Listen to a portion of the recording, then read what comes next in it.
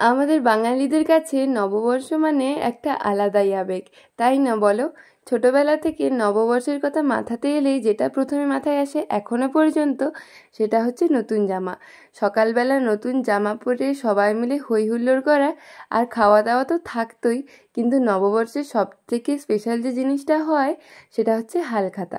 দোকানে দোকানে হালখাতাতে গেলে যেমন ভালো ভালো মিষ্টি আইসক্রিম সব কিছুই খাওয়া যায়, তার সাথে যেটা সব থেকে সুন্দর জিনিস সেটা হচ্ছে এই ক্যালেন্ডার। আমার ছোট থেকেই না নতুন ক্যালেন্ডার পেতে খুব ভালো লাগতো। প্রথমেই যখন ঘরে নতুন ক্যালেন্ডার আসতো, আমি শুধু আগে খুলে দেখতাম যে তার মধ্যে কী ছবি আঁকা আছে।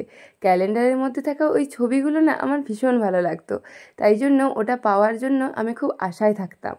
তো এখন তো আর সেইভাবে নববর্ষটাকে সেলিব্রেট করা হয় না, সেইভাবে হালখাতাতেও যাওয়া হয় না।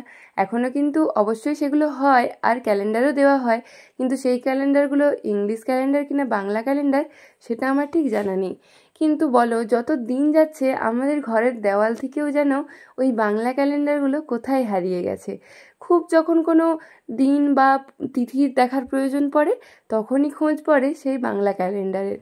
তো সামনেই যেহেতু নববর্ষ আসছে, আমি ভাবছিলাম যে কি তৈরি করা যায়। সেই ভাবতে ভাবতেই মনে হলো যে একটা বাংলা ক্যালেন্ডার বানালে তো হয়। হ্যাঁ জানি এগুলো চাইলেই পাওয়া যায়, কিন্তু নিজের হাতে বানানোর একটা আলাদাই ভালো লাগা আছে।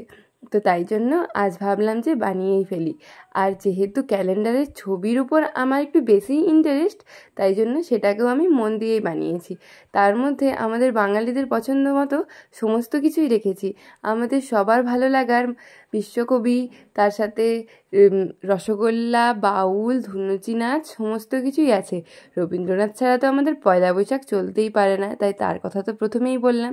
কাশফুলও রেখেছি কিন্তু, আর মাছ, আর একটা পদ্ম ফুলও পরে অ্যাড করে দিয়েছি। আর এবারে আসি ক্যালেন্ডারটা আমি কীভাবে বানালাম। এটা বানানো খুবই ইজি। আমি কাগজকে একই সমান মাপে কেটে নিয়েছিলাম, তারপরে 12টা কেটেছি, আর তার মধ্যে এইভাবে ছক করে নিয়েছি। আর একটু সার্চ করতে হয়েছে আমাকে যে এই 1432 সালের ডেটগুলো, কী বার কী ডেট পড়েছে সেটা। তো যেহেতু আমি বাংলা ক্যালেন্ডার বানাচ্ছি, তাই জন্য জানো তো আমি বারগুলোকেও বাংলাতেই লিখেছি। তো এই দেখো আমার সমস্ত লেখা কমপ্লিট। তবে হ্যাঁ, আমি কিন্তু সব দিনগুলোকে লিখতে পারিনি কবে কি পড়েছে, এই ছোট ছোট জায়গা তো তো সেই জন্য। তোমরা পুরোটা দেখে জানিও আমার এই কাজটা তোমাদের কেমন লাগলো। যদি ভালো লেগে থাকে তোমরা একটা চেষ্টা করতে পারো, আর কেমন হয়েছে অবশ্যই কমেন্টে জানিও আমাকে।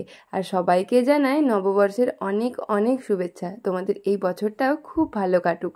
চলো দেখতে থাকো, টাটা।